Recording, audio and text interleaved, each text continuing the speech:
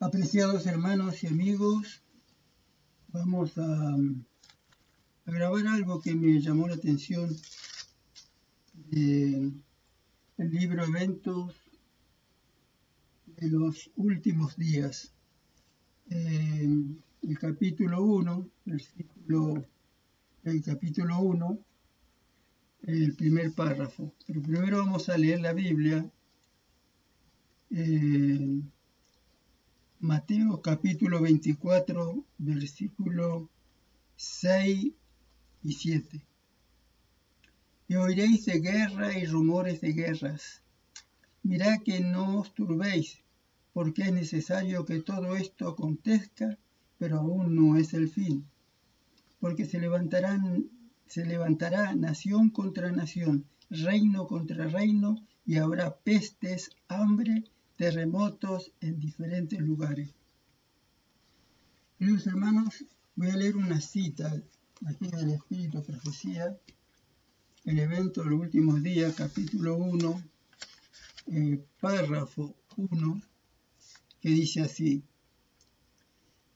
el momento actual es de interés abrumador para todos los que viven, los gobernantes y los estadistas, los hombres que ocupan puestos de confianza y autoridades, los hombres y las mujeres pensadores y pensadoras de todas las clases tienen la atención fija en los acontecimientos que se producen alrededor de nosotros.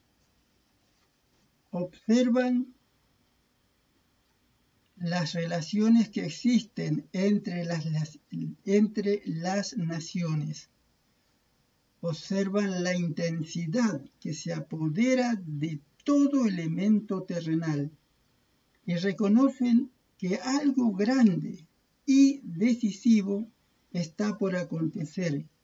El mundo se encuentra en víspera de una crisis espectacular, una crisis nunca vista. Y eso menos me llamó la atención este párrafo, porque fue escrito en 1914. Esto está en Patriarcas y Reyes, página 394. En 1914. ¿Qué pasó? ¿Qué comenzó en 1914? En 1914 comenzó la primera guerra mundial del siglo XX. La primera.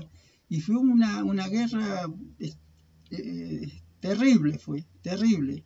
Esa guerra empezó el 28 de julio de 1914 y terminó el 11 de noviembre de 1918, 4 años de guerra. Queridos hermanos, allí se dice que murieron, por lo menos murieron, 10 millones de personas, entre civiles y soldados. 10 millones de personas. Algunos dicen que son más las personas que murieron. Pero el desastre que dejaron ahí en Europa, queridos hermanos, fue terrible. Fue terrible. Fue algo nunca visto para el siglo XX. Y justo aquí veo, como les leí, que en el Espíritu Profecía, en Patriarcas y Reyes 394, en la página, dice eso. El momento actual, en 1914, es de interés abrumador para todos los que viven. Dios le mostró aquí y nos muestra a nosotros que en ese tiempo, en 1914, que se venía algo grande. Y era nada más y nada menos que la Primera Guerra Mundial. Y que iban a morir 10.000 o más seres humanos, entre civiles y soldados. Y destrucción terrible. Siempre que hay una guerra, más cuando dura tantos años, deja enfermedades, hambre, mucho sufrimiento, personas heridas, muchas personas heridas, hermanos, fueron. Entonces el sufrimiento fue grande. Y esto es lo que dice aquí. El momento actual es de interés abrumador para todos los que viven. Los gobernadores, los estadistas, los hombres que ocupan puestos de confianza y autoridades, los hombres y las mujeres pensadores y pensadoras de todas las clases tienen la atención fija en los acontecimientos que se producen delante de nosotros, dijo el profeta en 1844. Queridos hermanos, hoy estamos viviendo algo parecido. Los acontecimientos que estamos viviendo es terrible. Estamos viviendo, como dicen, queridos hermanos, como dice la Biblia aquí, en Mateo capítulo 24, versículo del 36 en adelante voy a leer. Pero el día y la hora nadie sabe, ni aún los ángeles de los cielos, sino que mi Padre que está en los cielos. Mas como en los días de Noé será la venida del Hijo del Hombre, porque como en los días antes del diluvio estaban comiendo, bebiendo, casándose y dándose en casamiento, hasta el día en que Noé entró en el arca. Y no entendieron hasta que vino el diluvio y se los llevó a todos. Así será también en la venida del Hijo del Hombre. Queridos hermanos, estamos viviendo tiempos difíciles. Y espero que no los pase como a los antediluvianos. Que ellos pensaban que era alarmista Noé cuando predicaba. Pensaba que era un hombre alarmista. Nunca había llovido. Todo estaba bien, entre comillas, porque la inmoralidad, la vida promiscua que se vivía era terrible. Queridos hermanos, ahí nadie estaban todos en peligros ahí en esos tiempos. Estaban viviendo tiempos muy difíciles. Era como los tiempos de Sodoma y Gomorra. Entonces, los antediluvianos estaban tranquilos. Estaban tranquilos. Pensaban que nunca iba a suceder lo que se estaba diciendo. Así pasó allí en 1914. La iglesia estaba tranquila, entre comillas estaba tranquila. Porque cuando se anunció, cuando se dieron cuenta que había ya una guerra, la guerra no fue en Estados Unidos, fue en Europa. Cuando se supo que ya estaba la guerra, hubo un golpe muy duro para la iglesia. Para la iglesia que ya había nacido allá en 1844, para la Odisea, para la iglesia de la Odisea de nuestros tiempos. Porque allí todos los líderes de la iglesia por el acontecimiento de la Primera Guerra Mundial, y unos decían que los jóvenes tenían que participar en la guerra, inclusive usar las armas. Yo esto lo estoy resumiendo bastante, usar armas para defender a la patria. Y otros decían, no, pueden ir nuestros jóvenes si quieren ir a la guerra, pero no para usar armas, sino para ayudar a los heridos, para llevarle agua a los soldados, lo que necesiten, comida, etc. Pero se llegó a tomar una decisión de que podían los adventistas, jóvenes adventistas de ese día, ir a la guerra y tomar las armas. Y ahí fue un desastre, fue para la iglesia. Fue cuando la iglesia se dividió. Ahí se partió en dos la iglesia, en 1914. Se partió en dos. ¿Por qué? Porque de ahí salió la iglesia adventista del séptimo día de la Reforma. Ahí en un principio se partió en dos la iglesia. Muchos líderes y miembros de iglesias que no querían participar de la guerra se fueron, porque la guerra no era para ayudar, para que eso se terminara pronto, no sé cuál era la razón, pero los líderes dijeron que ellos tenían que usar armas, porque tenían que defender. Los que se apartaron allí fueron los reformadores, que tomaron una decisión, creo yo, la correcta, y formaron la iglesia de la Reforma. Y a la vez, con el tiempo, la misma iglesia de la Reforma se dividió, como 3 o 4 divisiones, los mismos reformistas. Queridos hermanos, la iglesia adventista, la odisea de nuestros días, tomó una decisión equivocada: mandar a los jóvenes a usar armas en la guerra. Fue un error para mí, un servidor muy, muy grande de la iglesia. Se equivocó y mal. Lamentablemente, la iglesia se dividió, y yo y la misma, por lo menos la iglesia en la Odisea,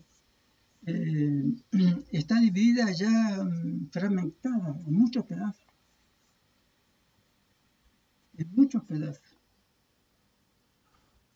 Y tengo entendido que dentro de las mismas iglesias, la iglesia de la Asociación General y la iglesia reformadas, o las iglesias reformadas, uniones, tienen lo mismo que tiene la iglesia de la Conferencia General. Entonces, de ellos mismos están saliendo gente ahora. Están entendiendo una verdad maravillosa, que Jesús es el Hijo de Dios, como dice la Biblia. Como dice la Biblia acá en Miqueas capítulo 5:2, Miqueas capítulo 5:2, y allí él explica de una forma sencilla, fácil de entender. Dice 5:2 de Miqueas: pero tú, Belén Efrata, pequeña para estar entre las familias de Judá, de ti me saldrá el que será Señor en Israel, y sus salidas son desde el principio, desde los días de la eternidad. El Hijo de Dios es lo que se dice, como de tal manera amó Dios al mundo que dio a su Hijo. Es Hijo de Dios, pero no porque nació de María. Era Hijo de Dios allá de los días de la eternidad. Algún día ya, en algún momento de la eternidad, el Padre engendró al Hijo, lo trajo a la vida, lo sacó del mismo. El Hijo de Dios tiene la misma naturaleza que tiene el Padre. Por eso que dice acá: y sus salidas son desde el principio. El Hijo de Dios tuvo un principio cuando nació del Padre. Desde el principio, desde los días de allá, de un día de allá, de la eternidad ya lejano en el tiempo. Queridos hermanos, la Biblia es clara en todo esto lo que dice, y estamos viviendo, hermanos, sin equivocarnos. Estamos viviendo en el tiempo del fin. En el tiempo del fin estamos viviendo. Y aquí dice, Jesús le dice ahí a los fariseos, aquí en la Biblia, les dice: pero hay algunos de vosotros que no creen, porque Jesús sabía desde el principio quiénes eran los que creían y quiénes le habían de entregar. Y dijo: por eso os he dicho que ninguno puede venir a mí si no le fuere dado del Padre. Desde entonces muchos de sus discípulos volvían atrás y ya no andaban con él. Dijo Jesús a los 12: ¿queréis acaso iros también vosotros? Y Simón Pedro dijo: Señor, ¿a quién iremos? Tú eres palabra de vida eterna, y nosotros hemos creído y conocemos que tú eres el Cristo, el Hijo del Dios viviente. Queridos hermanos, más claro esto no puede estar.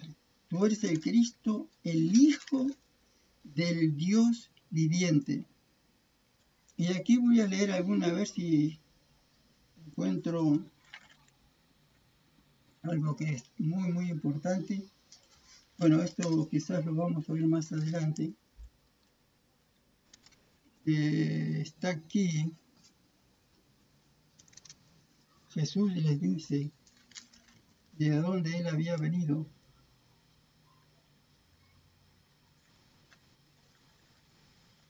Muy bien, si no encuentro aquí lo vamos a dejar esto ahí. Pero podemos usar otros versículos que son muy conocidos, pero nunca está de más de decir. Acá en San Juan 17, versículo 5, dice, Jesús está haciendo una oración, orando, acá como hombre, como en su naturaleza humana, oraba a su Padre y oraba por sus discípulos. Dice en el versículo 5, ahora pues Padre, glorifícame tú al lado tuyo con aquella gloria que tuve contigo antes que el mundo fuese. Él es el Hijo de Dios antes que el mundo fuese. Queridos hermanos, y si hay solo dos seres divinos aquí en la tierra, como dice San Juan 17:3, dice así, esta es la vida eterna, que te conozcan a ti, el único Dios verdadero, y a Jesucristo, a quien tú has enviado. Queridos hermanos, estamos viviendo el tiempo del fin. Y hay que predicar el Evangelio a toda nación, tribu y lengua. Que con la ayuda de Dios podamos entender. Hermanos, ahora estamos en peligro de una tercera guerra mundial. Hay Rusia, Ucrania, Israel está en guerra también. Y allí por Medio Oriente hay muchas, es decir, están en actividad, la actividad de ellos es la guerra. Y necesitamos nosotros predicar el Evangelio a todo el mundo. ¿Cómo vamos a poder hacer esto? Hay que pedirle a Dios que nos ayude a entender cómo podemos llegar a los que todavía no han sido alcanzados. Entonces, aquí dice la parte final del párrafo, el primer párrafo del capítulo 1 de Eventos de los Últimos Días, dice la última parte, observan las relaciones que existen entre las naciones. Observan la intensidad que se apodera de todo elemento terrenal. Reconocen que algo grande y decisivo está por acontecer. Que el mundo se encuentra en víspera de una crisis espectacular. Y fue la Primera Guerra Mundial. Yo me imagino cuánta de esa gente habrá conocido el mensaje. Y se fue, murieron más de 10 millones de personas. Y heridos, destrucción. Seguro que hubo hasta epidemias allí. Se dicen que en la primera y en la segunda, como no había nada que comer, comían hasta ratones algunos. Hermano, esto es muy fuerte. Pero es la realidad. Y nosotros ahora estamos viviendo cerca de la venida de Jesús. Y se vienen acontecimientos muy, muy, muy duros. Europa están con problemas de la alimentación. Es increíble. Europa son las naciones más prósperas que vivían mejor. Pero hoy tienen problemas con esto de la guerra con Rusia, de Ucrania con Rusia, la guerra de Israel y todos los otros problemas que se están produciendo allí en esa zona o en esas zonas. Están dejando, es decir, haciendo un daño irreparable. A nivel mundial, Centroamérica, Sudamérica, Asia, en todos lados, queridos hermanos, hay crisis. Cristo viene pronto. No sabemos si viene dentro de 2, 5, 10, 20. No sabemos. Pero viene pronto, queridos hermanos.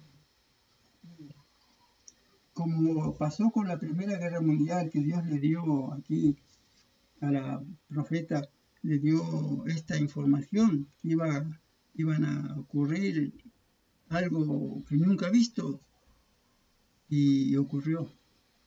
Pero después no pasaron muchos años, en el año 1939 comenzó la Segunda Guerra Mundial. Y allí murieron, dicen, entre 50 y 60 millones de personas, entre soldados y la gente civil.